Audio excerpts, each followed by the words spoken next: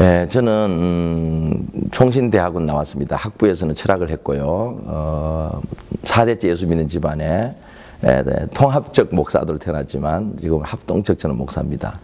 그리고 아버님이 목회하는 걸 보면서 목회에서 뭐가 중요한지를 조금 일찍 생각했던 것 같습니다. 그리고 뭐 흔한 얘기지만 목사가 되려고 했던 것은 아니었습니다. 그런데 제 뜻대로 되지 않고 어쨌든 목사가 되었고 지금은 감사하고 있습니다.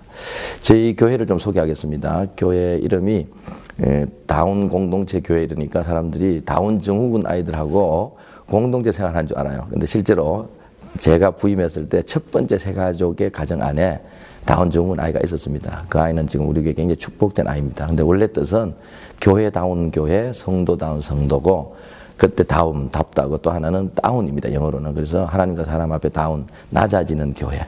그 요즘은 청년들이 붙여줬는데 복음을 다운로드하는 교회가 됐으면 좋겠다 이런 의미가 있고 울산에 위치하고 있습니다. 예. 저는 처음에는 청소년 사역자로 헌신했습니다. 더 정확하게 말하면 저는 교편을 잠깐 잡았기 때문에 기독교 학교나 대안학교 쪽에 관심이 있었습니다. 그리고 주말에는 교회에서 청소년 사역하면 되겠다라는 생각을 했는데 그러면서 이제 이 교회에 사실은 청년으로 있었고 이 교회가 개척될 때 제가 순서지를 나눠줬습니다. 왜냐하면 제가 군대에 있을 때 중대장님이 이 교회를 개척했기 때문에 그런데 이제 뭐 개척교회가 그렇다시피 이제 사람이 모자라니까 저보고 청소년부를 맡아달라 그래서 교사로 시작했습니다. 3명을 데리고. 그래서 정말 열심히 했습니다. 그래서 한 6, 7년 만에 작년 숫자보다 많아졌습니다. 그래서 100명이 넘었습니다. 근데 어느 날 제가 든 생각이 뭐냐면 이 아이들이 예수를 믿는 게 아니고 저하고 의리 때문에 모이고 있다는 걸 알았습니다. 왜냐하면 당시에 울산이 비평준화 지역이기 때문에 제가 유명한 쪽지게 과외 선생이었습니다. 근데 교회를 성장시키려니까 어떻게 해야 될지 몰라서 제가 돈을 버는 과외를 내려놓고 교회에서 무료 공부방을 열었습니다. 이게 소위 대박을 터뜨려서 100명이 넘었던 겁니다. 그런데 어느 날 제가 봤을 때 이 아이들은 그리스도인이 아니었습니다. 그냥 영수를 배우기 위해서 박종국이라는 선생이 좋아서 모였던 거죠. 그리고 그럼에도 제가 그때 참 설교 열심히 했습니다.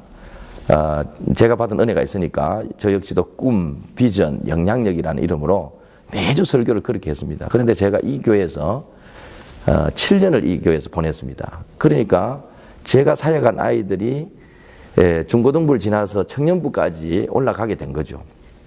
근데 아이들이 어느 날 이렇게 묻는 것 같았습니다. 목사님 설교 듣고 7, 8년을 같이 보냈지만은 목사님 설교대로 우리 인생이 되지 않지 않았냐고.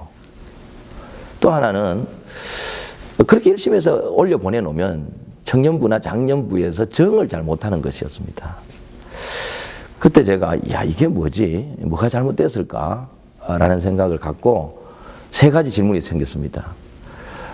목사가 뭐 하는 사람일까? 물론 그때 저는 전도사였지만 이제 신학교를 졸업을 앞두고 있었기 때문에 두 번째는 교회가 뭘까 하는 생각을 그때 처음으로 했습니다. 이게 참 이상한 생각이지만 세 번째는 제가 한 사역이 성경적인 사역이 아닐 수 있다는 생각이 들었습니다. 어쩌면 그것은 한국적인 어떤 욕망이 낳은 사역이고 유교적일 수도 있겠다라는 생각도 하면서 모든 것을 내려놓고 제가 유학을 가게 되었습니다. 그 유학을 갈 때 이 3가지 질문을 찾고 싶었고 그 질문의 중심에는 여전히 어떻게 하면 청소년들이 청소년 때 믿음을 잘 지켜서 청장년으로 넘어갈 수 있을까 하는 그 질문이었죠. 그러면서 정말 목회를 내려놓을 심정으로 공부를 하면서 제가 기독교적이지 못했다는 생각, 또 하나는 그 말은 성경적이지 못했던 거죠. 제 자신이. 저는 유교적 목사였고 제 사역은 유교적이었던 것 같아요. 그리고 교회에 대해서도 저는 이해를 못했습니다. 그러면서 그때 제가 만났던 책 중에 하나가 캐나다나 미국의 교회 학교가 무너진 이야기였습니다. 사실 그쪽도 심각합니다. 근데 그게 우리가 걸어온 길하고 똑같은 거였습니다. 끊임없이 세대를 나누는 거였습니다. 교회가 성장하기 위해서 교육관을 따로 지어주고 또 교회가 성장하면 중고등부를 나누고 더 성장하면 중등부를 1, 2, 3학년으로 나누고 그러나 성경은 그렇게 말하지 않았습니다. 성경은 믿음이라는 것은 가장 기본적으로 계시 종교이기 때문에 위로부터 아래로 흘러내려가는 것입니다. 그 말은 하나님도 우리를 찾아오신 것처럼 믿음도 위로부터 배워서 흘러내려가는 것이죠. 그러면서 성경을 어느 날 봤을 때 제가 놀랐던 게 뭐냐면 신명기가 아니어도 말라기서를 보는데 말라기서 마지막 절은 이렇게 끝이 나죠. 엘리야가 오면 그가 아비의 마음을 자녀에게로, 자녀의 마음을 아비에게로. 그리고 실제로 세례 요한이 예수님에 대해서 예언하기 시작할 때, 광야에서 외칠 때에 회개하라 천국이 가까웠다는 것만 한 게 아니고 누가복음에 보면 그 말라기서 말씀을 그대로 합니다. 그가 오면 아비의 마음을 자녀에게로, 자녀의 마음을 아비에게로 돌이켜야 된다고. 아마도 하나님이 생각했던 구속사의 중심에는 불신자를 전도하는 것 이전에 우리 자녀 세대를 믿음의 세대로 만드는 것들이 우선적이었지 않나, 저는 그렇게 믿습니다. 그러면서 성경을 보니까 너무나도 우리나라 말로는 세대라고 번역되어 있지만 그 말이 사실은 영어 성경은 100% 다 제너레이션 투 제너레이션이었어요. 사실은 세대란 말이. 아, 이게 정말 중요한구나. 그래서 제가 그때 하나님 앞에 처음으로 담임 목사가 되기로 기도를 했습니다. 이유는 딱 하나입니다. 청소년 사역 더 잘하기 위해서. 진짜 성경적 청소년 사역은 전 세대가 하나의 그리스도의 몸이 되어서 한 몸이 되어야 되는 거예요. 그러려면 제가 담임 목사가 돼야 되는 거죠. 그러면서 그 책에서 아주 인상 깊게 얘기했던 게 뭐냐면 미키 마우스의 얼굴을 가지고 교회를 설명하는데, 미키 마우스의 얼굴이 교회라면은, 그리스도의 몸이라면 교회 학교나 청소년 사역은 미키 마우스의 한쪽 귀처럼 그렇게 동떨어져 있다는 거예요. 그래서 그 통계가 뭘 내냐면 큰 교회에서 분리된, 세대별로 분리된 교회에서 자란 아이일수록 장년이 되었을 때 그 교회에 남아있지 않는 겁니다. 큰 교회 출신들 중에서 장년이 되었을 때 남아있는 아이는 두 명밖에 없다는 우스갯소리가 그 책에 나옵니다. 지가 교역자가 되었든지 교역자 와이프가 되었든지. 그런데 아이러니하게도 작은 교회 출신 아이들은 90%가 다 교회에 남아있었습니다. 그럼 교회가 작기 때문이냐? 아닙니다. 가족적 구조, 교회가 그리스도의 몸이라는 그 몸 안에서 자랐던 아이들은 장년이 되어도 교회에 남아있었던 거죠.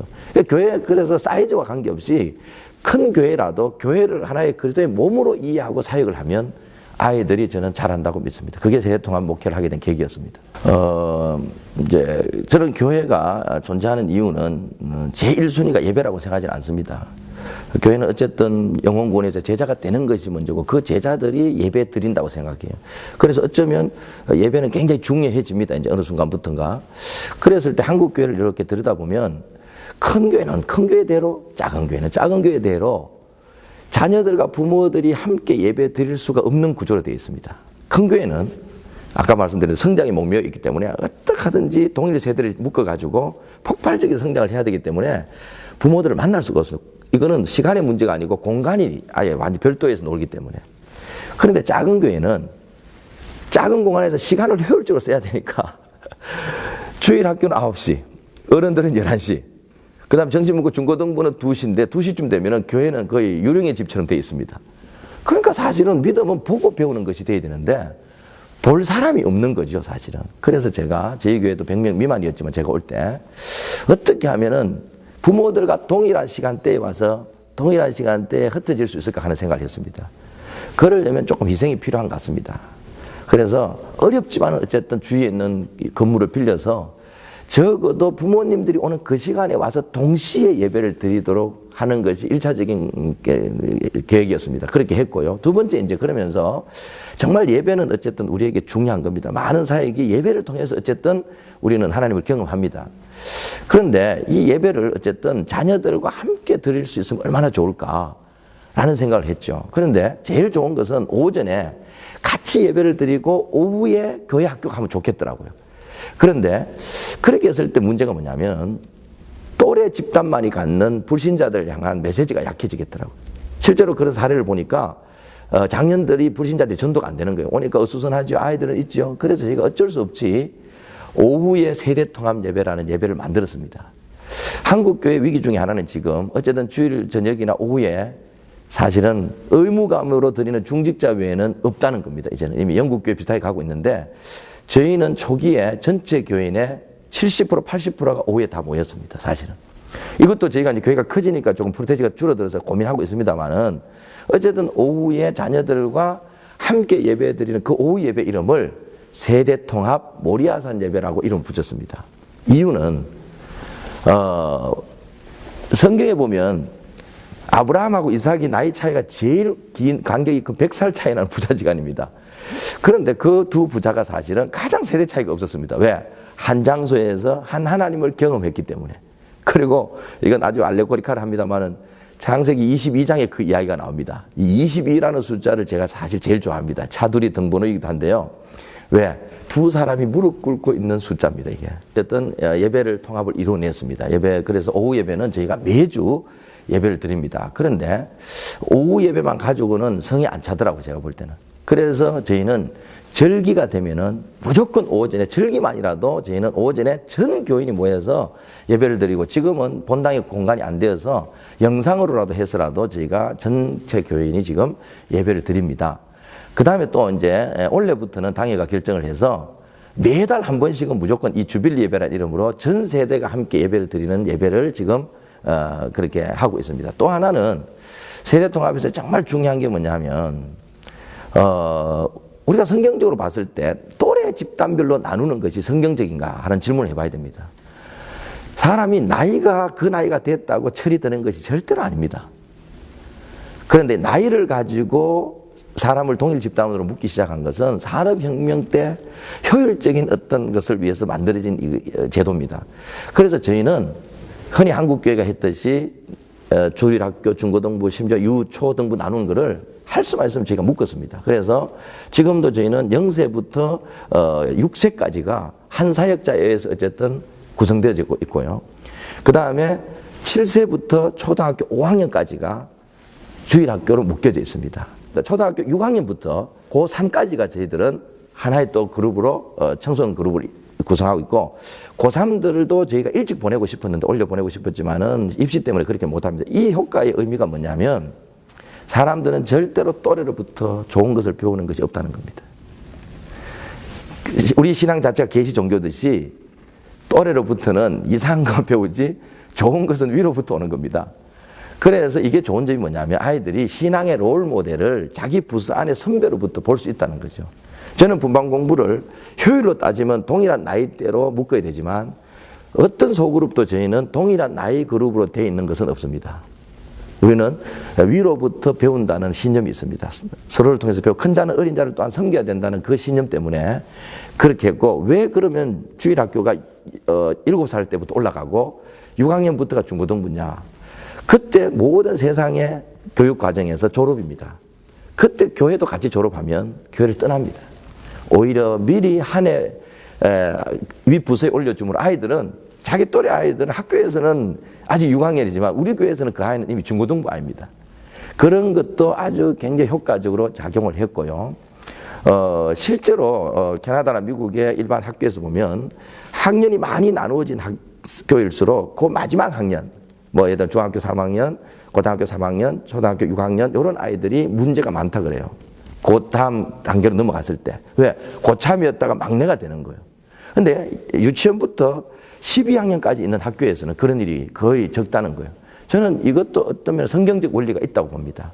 저희 교회가 그렇게 했을 때 분명히 저희는 그래서 졸업식이라는 말이 교회에 없습니다. 진급식이라는 말로 쓰는데 그렇게 했을 때 아이들 안에서 학년이 바뀔 때마다, 부서가 바뀔 때마다 아이들이 떨어지는 확률이 훨씬 줄어들었다고 저희는 말씀드릴 수 있겠습니다. 세대통합 예배에 또는 세대통합 사역의 핵심 가치가 뭐냐라고 저에게 묻는다면은 부모님의 신앙을 자녀들이 보고 배울 수 있도록 하는 사역이고 예배해야 된다, 예배조차도. 그래서 저희는 기본적으로 부모나 자녀들과 관련된 사역은 모두 세대통합 예배에서 일어납니다. 예를 들면 신혼부부가 신혼여행을 다녀와서 특송을 보통 합니다. 교회에서. 좋은 전통이죠, 사실은. 그 특송도 저희들은 오후 세대통합 예배 때 합니다. 왜? 건강한 가정에 대한 그림을 보여주고 싶어서. 또 유아 세례나 그 다음에 입교식 같은 경우도 저희는 다 세대통합 예배 때 합니다. 왜? 부모들이 함께 축복하고 전 교인이 함께 축복할 수 있기 때문에. 그런데 아까도 얘기했지만은 세대통합의 핵심은 부모님의 신앙을 아들이 물려받는 겁니다. 자녀들이 물려받는 겁니다. 아브라함의 믿음을 그 믿음의 현장에서 이삭이 물려보고 배운 것처럼. 그런데 지금 우리 한국 사회에 아주 안타까운 것 중에 하나는 윗세대가 갖고 있는 많은 스토리들이 있습니다, 사실은. 우리 윗세대들이 불행한 게 그거 아닙니까? 우리가 이렇게 고생했는데 이놈들이 안 알아준다는 거죠. 근데 사실은 얘기할 공간과 기회도 없었습니다. 세상이 그렇게 만들었죠. 그래서 저희가 매월 둘째 주에는 내 인생에 개입하신 하나님이란 제목으로 우리 교회 아버지들이 간정 설교를 하는 날입니다. 그러면 어떻게 하냐면 제가 이렇게 인생을 보면 어떤 분들도 쉽게 여기까지 온 분은 한 분도 없었습니다. 저희 교회 남자 리더들 가운데. 그분들에게는 충분히 하나님이 아니면 안 되는 순간들이 인생에 여러 번 있었습니다. 그것들을 꼭지점을 만들어서 하나님을 주어로 해서 간증문을 써야 됩니다. 한 20분 정도 읽을 수 있는 간증문인데요. 모든 주어는 하나님이어야 됩니다. 처음 예수를 어떻게 믿게 되었을 때도 하나님이 우리 어머니를 아프게 하셔서 아픈 어머니를 통해서 저희 집에 복음이 와서 이렇게 말이다. 우리 어머니가 아팠는데 옆집 권사님이 전도해서 이거는 하나님의 주권을 인정하지 않는 거죠. 그래서 저희가 원고 교정도 좀 해드립니다. 그리고 그 사건과 관련된 사진들을 저희가 주면 예배부에서 슬라이드로 만들어서 스토리가 있고 그 다음에 사진과 함께 가기 때문에 아이들이 지루하지 않고 아 저분이 그냥 처음부터 저렇게 멋진 분인 줄 알았는데 저분도 정말 우리와 같은 시간을 다 지나고 저렇게 고생해서 여기까지 왔구나. 이 좋은 점이 뭐냐면 아 믿음이란 것은 굉장히 실제적이구나. 또 누구도 고난 없이 여기 온 사람은 없구나. 그리고 하나님이 우리 삶 가운데서 여전히 개입하고 있구나. 나도 언젠가는 저런 분들처럼 되겠구나라는 것 때문에 그 윗세대들의 이야기가 아래세대로 자연스럽게 예배를 통해서 흘러내려가는 그런 효과가 있었습니다. 그래서 지금도 이것은 멈추지 않고 계속되고 있고 앞으로 기대는 반대로 아이들의 이야기를 어른들이 듣는 시간도 만들어 보려고 지금 준비하고 있습니다. 제가 처음에 목회를 생각할 때는 사실 뭐 아무것도 몰랐죠. 그런데 한 가지는 있었습니다. 하나님이 기뻐하는 교회라는 의미가 뭘까 했을 때 그것이 목회자가 좋아하는 교회는 아니었던 것 같아요. 교회는 세상을 위해서 분명히 존재해야 된다면 세상 사람들이 보기에 괜찮은 교회가 돼야 될 것 같았어요. 그러니까 제가 놀랬던 건 뭐냐면 세상 사람들도 목사는 목사답기를 원한다는 사실이었어요. 교회는 교회답기를 원하는 거였어요. 제가 우리 교인들 보고 교인들이 회사에서 회식할 때 왜 내가 교회 다니는 것을 알매도 불구하고 술을 권하는지 아느냐. 우리가 진짜인지 아닌지를 한번 테스트해보고 싶은 거다. 그렇다면은 정말 세상이 지금 뭘 원하고 있나 내지는 목회자들보다는 평신도들은 뭘 원하고 있나 봤을 때 세상과 평신도들은 교회가 정체성을 분명히 해주기를 바라는 것 같았습니다. 그럼 교회의 정체성이 뭘까요? 저는 세상이 자기들이 해결하지 못하는 문제를 해결해 주는 걸 거라고 생각해요. 평신도들은 뭐죠? 교회가 좀 정말 예수님처럼 했던 것처럼 영혼 구원하고 사람들이 변화되고 이걸 원했던 것 같아요. 근데 세상 사람들은 아마 세상 사람들이 지금 가장 고통스러워하는 문제가 있다면 아버지들이 아버지의 자리를 찾지 못하는 것이 가정이 행복하고 싶은데 정확하게 말하면 그리고 자식 문제를 내가 감당 못하니까 이걸 원했던 것 같아요. 그런데 옛날에는 그 역할을 누가 했냐면 어머니들이 했습니다. 옛날에 우리 한국교회가 여자분들 엄마들이 정말 많이 왔고 그 자녀들이 엄마를 따라왔습니다. 왜요? 엄마가 불쌍했거든요. 엄마가 아버지한테 맞으면서 그러면서도 새벽기도 갔다 와서 눈물로 기도하고 와서 아버지를 위해서 밥을 차리고 집안을 일으키고 이런 것들을 자녀들이 보면서 우리 하나님께서 우리에게는 인간에게는 공의감을 주셔서 균형을 갖추고 싶어 할 것 같아요. 그러니까 아이들은 당연히 약자인 엄마 편이었던 거죠. 근데 오늘 이 시대의 문제는 엄마들이 강자입니다. 그러니까 어머니의 기본적인 성향은 모성애는 눈물과 희생인데 어머니들이 강합니다. 그러니까 집에 누가 있죠? 엄마는 교회 와 있는데 집에 아버지가 있습니다.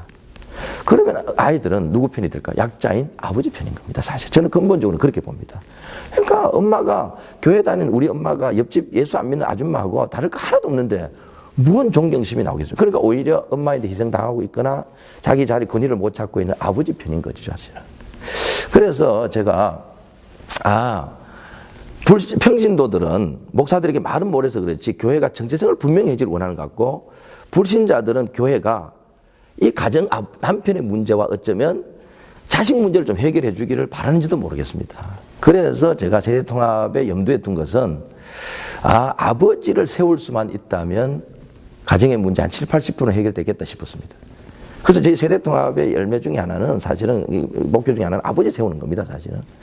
근데 이제 그러다 보니까 이제 아버지의 자리매김도 해야 되겠죠, 예를 들면은. 그리고 아버지 중심이 되도록 하는데 그러면서 만났던 게 두 가지였습니다. 남자들은 대부분 일터를 갖고 있고 일터에서 어떻게 살아야 될지에 대한 고민이 있었습니다. 그래서 저는 담임 목회를 하면서 수요일 날 시간을 따로 빼서 우리 교인들의 남편들, 믿지 않는 남편들 중심으로 직장에서 어떻게 살아가야 될지에 대해서 제가 강의를 하는 시간을 가졌습니다. 13주씩 이렇게 해서. 이게 아주 아마 불신자 남편들에게는 호감을 줬던 것 같아요. 목사가 성진에 대한 얘기를 하고 직장에서 어떻게 하는 것이 좀 더 좋다 또는 물질을 어떻게 써야 되고 뭐 아버지의 권위 이러니까 호감이 있었던 것 같아요. 그러던 중에 제가 가정교회를 만나면서 가정교회는 어쨌든 가정에서 모여서 평신도 리더들을 세워서 목회하게 하는데 가정에서 모이려면 일단 남편이 믿어줘야만 가정을 오픈할 수 있습니다. 사실은. 그러니까 자연스럽게 아버지의 자리를 만들 수가 있었죠. 그러니까 교회는 세대통합 예배를 통해서 끊임없이 부모님들을 세워야 되고 이런 부분을 했고 또 외적으로는 좌우에서 어쨌든 남성다움을 만들어가고 또 목자를 통해서 남편들에게 교회에서 자리매김을 할 수 있다 보니까 자연스럽게 교회가 남자 중심이 아버지 중심이 되었습니다. 그래서 실제로 아버지들이 딱 자리를 잡으니까 자녀들이 아버지 엄마 말을 안 들어도 아버지 한마디 나 예수 믿게 됐는데 너도 교회 나오면 좋겠다. 이 말이 굉장히 아주 파워가 있었습니다. 그러니까 이제 교회가 어느 날 남성 중심이 되면서 한국 교회가 제가 이 교회도 마찬가지 올 때 남녀 비율이 2대8 남자 20% 여자 80%였는데 지금은 저희가 4.5대 5.5입니다. 교회 최소 단위는 한 개인이라고 믿지 않습니다. 저는 교회 최소 단위는 가정이라고 믿습니다. 아버지가 있다면 그분이 대표성을 갖되 아버지가 돌아가시면 엄마가 이어받는 겁니다. 그 저희 교회 한 소그룹 안에는 권사님이지만 남편이 안수집사로 계셔 돌아가시고 그분이 이어받아서 지금 리더십을 갖고 있는데 저희가 지금 현재 41개 소그룹을 갖고 있습니다만은 그 중에 4개를 빼고는 다 아버지들이 남성들이 리더십을 갖고 있습니다. 그러니까 부부가 같이 돕는 거죠. 어떻게 보면 이거는 남녀 불평등이 아니라 성경대로 돌아간 것이다. 저는 그렇게 생각합니다. 사실은 저보고 교회를 성장시키기 위해서 세대통합을 했냐 그러면 저는 노라고 말하고 싶습니다. 교회를 성장시키기 위해서 가정교회 한 것도 아니고요. 교회를 성장시키기 위해서 일터사역 한 거 아닙니다. 그냥 그것이 성경적이고 예수님께서 하시기를 원하는 것 같아서 저는 했고요. 시대가 그것을 원하는 것 같아서 했습니다. 그런데 생각지도 않은 열매가 있었습니다. 아까도 말씀드렸지만은 뭐 교회가 건강해진 것은 이루 말할 것도 없고요. 물론 저는 여자분들의 잠재력이 더 크다고 봅니다. 그런데도 하나님께서는 남자 아버지들이 자리를 잡아주니까 일단 교회는 굉장히 건강해졌습니다. 특히 남자들이 이렇게 비소리 잘 안 하잖아요, 이제. 근데, 그리고 이제 어쨌든 아버지들이 세워지고 남성 중심의 교회가 되고 가정 중심의 교회가 되었는데, 생각지도 않게 사실은, 교회 부흥의 열매가 왔습니다. 특별히, 옛날에는 자녀들이 부모가 있는 교회를 따라갔습니다. 지금은 한국은 어쨌든 자녀 교회에 대한 욕망이 있기 때문에 자녀가 정착하는 교회에 부모님이 오기도 합니다. 그런데 저희는 기본적으로 수평 이동을 받지 않고 오히려 연말에 저희는 부모님이 다른 교회를 다니고 자녀가 우리 교회 다니는 애들이 있습니다. 그 부모들이 편지를 씁니다. 자녀들을 데려가 달라고. 사실 부모님들이 얄밉죠. 본인은 큰 교회를 다니면서 아이는 지금 우리 교회 가장 적당한 중고등부 구조니까. 그런데 실제로 사실 아이 때문에 가족 단위로 복음 전도가 일어났습니다. 저희 교회 학교에 부장 집사님이 계십니다. 이분은 목자입니다. 그런데 이분은 아주 보수적 교회에서 신앙생활을 배웠기 때문에 이런 분들일수록 사실은 불신자들을 접촉하기가 어렵고 주위에 없을 뿐더러 참 힘듭니다, 사실은. 그래서 지금은 정말 이분이 가장 우리 교회에서 목회를 잘하는 분인데 이분이 그러면서 하나님께 기도를 한 거예요. 하나님, 제가 목자인데 불신자들을 제가 전도하고 싶은데 저에게도 길을 달라고. 정말 제가 기억하기로는 한 6개월을 새벽기도 나온 걸로 그 문제를 위해서. 근데 이분이 마침 주일학교 부장이었습니다. 주일학교 한 아이가 왔습니다. 근데 왠지 그 아이가 조금 이렇게 주의가 산만했어요. 제 아이를 좀 사랑을 해줘야 돼 싶어서 그 아이가 사랑을 보탰는데 이 아이는 또 우리 동네에 이사 온 가정의 아이였는데 부모님은 아이가 약간 조금 주의가 산만해서 걱정을 하고 있는데 애가 어느 날부터 조금씩 바뀌기 시작한 거예요. 그 보니까 왜 바뀌었을까 보니까 교회를 나간 거예요. 그러면서 이 부모님들이 이 교회 선생님한테 감사를 표하면서 이 가정이 예수를 믿게 되었습니다. 근데 이 가정이 예수를 믿고 이 가족, 이 젊은 부부가 자기 동생 부부, 더 정확히 얘기하면 이 부부가 변한 걸 보고 동생 부부가 형이 이렇게 변할 수 있겠나 싶어서 그 형이 가는 목장 소그룹에 가서 예수를 믿고 지금 저에게 교인이 되었습니다. 이 부부가 변화되니까 이 부부, 친구 부부가 옆에 있었습니다. 그 부부 역시 부부 사이가 그렇게 좋지 않았는데, 저는 자기 친구 부부가 옛날에는 그렇게 술 먹고 매달 싸웠는데, 어느 날 술도 같이 안 먹어주고, 변한 걸 보고 또 예수를 믿게 되었습니다. 그리고 이 부부가 또 다른 친구를 전도했습니다. 가정 단위로. 그리고 최근에는 이 친구의 아버님이 교회를 저절로 나왔습니다. 그날 소감을 이렇게 말했습니다. 어느 날 손주가 교회를 나가더라는 거예요. 며느리가 나가더라는 거예요. 아들이 나가더니 와이프가 나가더래요. 자기 평생 불교를 믿었는데 내가 나가야 되게 안 나면 안 되겠구나 싶어서 나오긴 했다는 거예요. 근데 자신은 진짜 물어봤어요. 제가 아버님 진짜 예수 믿기로 결심한 이유가 뭡니까? 이랬더니 자기는 너무 부모 속을 썩여서 60이 넘으신 분인데 자식을 안 놀라 그랬대요. 그래서 아들을 하나 겨우 낳았는데 이 녀석이 너무 자기를 진짜 고생시키더라는 거예요. 근데 어느 날 아들이 변하더라는 거예요.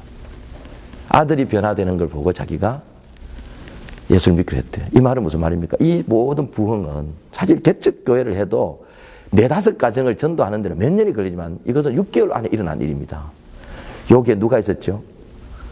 한 헌신된 교사가 있었고 그리고 한 아이가 변화되면서 이런 일이 났습니다. 제가 그냥 개인적으로 생각할 때 목회자에게는 비전이나 꿈이나 야망이나 이게 있으면 안 될 것 같아요. 제가 저에게 금지곡이 몇 곡 있었습니다. 부름받아 나서님은 어디든지 가오리다 하고 주님 말씀하시면 내가 나아가리다. 실제로 그 노래를 못 부르게 했어요, 사실은. 근데 지금은 그거는 적어도 목회자들은 불러야 되는 노래구나 이런 생각을 하는데요. 지금까지 오면서 사실은 문제가 생겼을 때 하나님께 이걸 어떻게 풀어야 되지라고 기도하면서 교역자들하고 정말 열띤 토론을 해본 적은 있어도 한 번도 계획한 것은 없는 것 같아요. 목회라는 것은 기본적으로 하나님께서 원하시는 것을 해드리는 것이 목회인 것 같아요. 내가 원하는 것을 하는 것은 저는 목회는 아니다. 이제 그랬을 때 사실 저희 세대통합 목회에 대해서도 큰 계획은 없습니다. 그런데 부족한 것이 보입니다. 지금도. 그 중에 하나는 우리 아이들이 아직도 교회 안에서의 아버지의 모습을 통해서 존경심을 발휘하는 것 같습니다. 집에서 그렇다고 나쁜 아버지는 아닌데 집에서 어떤 영적 권위를 갖는 단계까지는 못 간 것 같습니다. 그 집에서 영적 권위를 갖게 하는 것이 뭘까 생각해 보면 저는 가정예배와 또 더 성숙되는 모습일 거라고 생각해요. 그렇다면 교회가 해줄 수 있는 게 가정예배를 드리도록 도와줘야 되겠다 싶은데 한국은 전통적으로 새벽 기도 구조고 가족이 다 바쁩니다. 그래서 저희가 생각하는 게 이제 주일 오후 세대통합 예배 시간 중에 한 주를 아예 떼가지고 본당 전체에 모여서 테이블을 다 가족 단위로 세팅을 해놓고 주일 오후에 예배 시간에 가정 예배를 드리도록 해주면 어떨까? 발상의 전환이죠. 패러다임을 바꿔야 된다. 저는 우리가 특별히 MDB 지금 시작하시는 분들에게 도전하고 싶은 것 중에 하나는 지금 여러분들이 다니고 있는 교회 목사님이나 지금 사역하고 있는 교회의 담임 목사님을 존경은 해야 되지만 절대로 그분들의 패러다임을 가지고 여러분 시대의 목회에 쓰일 수 있는 것은 그렇게 많지 않을 거라 생각하는 거예요. 저는 정말 오히려 백지 상태에서 과감하게 정신은 붙잡되 새로운 도전을 해야 된다. 그렇다면 본당을 왜 가정예배 드리는 장소를 못 하겠어요, 사실은. 이제 그게 지금 생각이 들고요. 또 하나는 제가 어떤 생각이 드냐면, 이제 목회적으로 어떻게 하면 아까 세대통합 목회가 믿음이 전수되는 거라면 그 믿음의 전수의 핵심에는 삶과 예배가 있을 텐데, 말씀이 있을 텐데, 어떻게 하면 그 말씀이 이렇게 하나의 통전적인 것을 가질 수 있을까? 그래서 거기에 대한 고민을 지금 하고 있습니다. 사실 우리 한국교회, 교회학교에 지금 지성의 위기가 왔다고 보통 얘기를 하는데 사실 저도 동의합니다. 그래서 이걸 어떻게 하면 하나의 메시지를 가지고 말씀을 가지고 갈 수 있을까? 또 그 말씀을 아이들이 은혜를 받고 삶으로 살아내도록 도울 수 있을까 하는 고민이 제게 있습니다. 그러면서 또 하나 한국교회를 생각하면 제가 아직 걱정은 아니지만 제가 세대통합 목회를 해보니까 세대통합 때문은 아니고요. 교회가 그리스도의 몸이라면 다시 돌아가서 몸은 사이즈가 있는 것 같습니다. 적정 사이즈가. 자 보세요. 키가 1m가 되지 않아도 사람입니다. 그러나 3m는 사람이 아닌 것 같습니다. 살 수도 없고. 그렇다면 교회도 그리스도의 몸이라면 몸이 가장 유기적으로 활동할 수 있는 사이즈가 있다고 봅니다. 그러면 하나님께서 어느 정도 사이즈까지 제게 우리 교회에 복을 주신다면 그것은 반드시 나누어야 된다 생각합니다. 그래서 이 분립에 대한 고민, 또 개척에 대한 새로운 도전들, 저는 못한 개척이지만 이 고민이 있습니다. 마지막으로 제가 부족하지만은 들어주셔서 감사한데요. 우리 후배들, 저도 MDB를 마쳤으니까 후배님들에게 얘기하고 싶은 거는 정말 근본적인 질문을 하라는 겁니다. 목사가 뭐 하는 사람인지, 그리고 좀 더 좁혀서 이 시대에 내가 있는 그 자리에서 하나님은 나에게 무엇을 원하는지를 저는 질문했으면 좋겠습니다. 제가 지금 이런 목회를 하지만은 제가 만약에 시골이었다면 정신은 비슷하지만은 방식은 다르게 나왔을 수 있다는 거죠. 그래서 저는 늘 그리스도인의 삶은 하나님께서 원하시는 자리에서 하나님께서 원하는 사람이 되어서 하나님이 원하시는 방식으로 소원을 이루어 드리는 것이 그리스도인의 삶이라고 믿기 때문에 여기 저 이야기를 듣는 우리 MBD 후배들은 정말 그 근본적인 질문을 목사 뭐 하는 사람이냐. 두 번째가 교회가 뭔지를 저는 끊임없이 질문해야 된다는 겁니다. 정말 교회는 예수님께서 우리에게 주신 건데 이 교회가 어떤 모습이에요? 그 몸이 지금 어떤 몸이 되어야 되는지를 끊임없이 질문하자는 거예요. 세 번째, 우리는 130년이지만은 사실은 지금까지도 한 번도 저는 교회가 기독교적이었던 적이 없다고 생각합니다. 저는 아직도 한국교회 70, 80%는 유교적 교회고 유교적 목사님이라고 생각합니다. 우리는 끊임없이 내 교회가 성경적이고 기독교적인 교회인지 내가 성경적인 목회자고 성경적인 삶인지 삶을 사는지 이 질문을 저는 끊임없이 해야 된다고 생각합니다. 그러면서 누군가 이렇게 저에게 물었습니다. 목사님은 판단할 때 어떤 기준을 가지고 합니까? 했을 때 저는 이렇게 대답했습니다. 물론 하나님께 물어보죠. 그러나 그분이 그렇게 쉽게 대답하지 않더라고요. 저는 오르면 어떤 대가를 지불하고라도 하라는 것입니다. 사실은 많은 새로운 도전은 저항이 많습니다. 그래서 우리가 할 수 있는 것은 어쩔 수 없었어요. 내지는 남들도 다 그래요. 이 말이 정말 흔한 말입니다. 저희 교회도 세대통합 목회로 전환하고 교회 체질을 바꿀 때 목사님 안 됩니다. 다른 교회도 그렇게 안 하는데요. 어쩔 수 없습니다. 현실이 지금. 그런데 하나님께서 분명히 기뻐하시는 것 같고 이게 옳은 일이라면 어떤 대가를 지불하고라도 해내십시라고 말씀드리고 싶습니다. 그렇지 않고는 저는 한국교회나 교회가 부흥할 수 없다고 생각합니다. 감사합니다.